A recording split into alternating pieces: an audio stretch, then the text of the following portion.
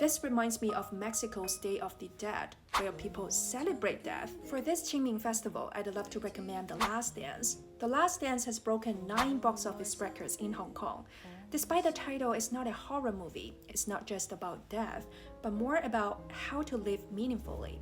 The movie is based on a traditional Hong Kong funeral ritual meant to help the souls of the deceased find peace.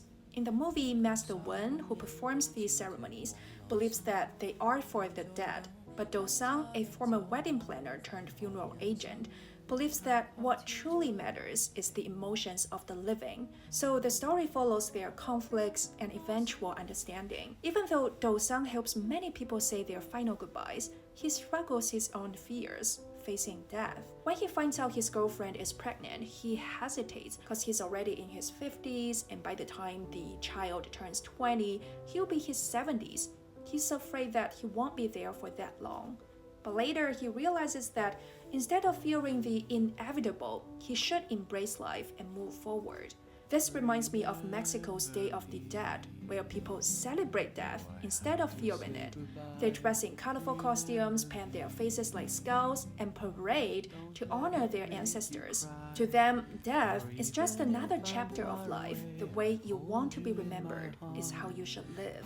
Or take Japan's end-of-life planning, where people prepare for death when they're young. They keep a end-of-life planning notebook with 3 parts, reflecting on the past, listing people they are grateful for and places they've visited or lived, living in the present, documenting assets, health, and personal beliefs, planning for the future, thinking about end-of-life care, funeral arrangements, and burial performances.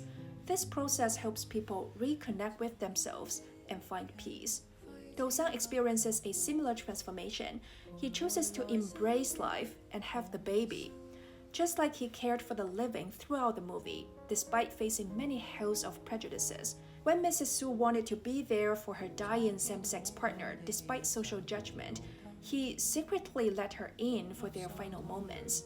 And when Mrs. Jen wanted to keep the body of her baby, who had passed 6 months ago, even though Master Wen thought it was crazy, Do-sang helped preserve it anyway.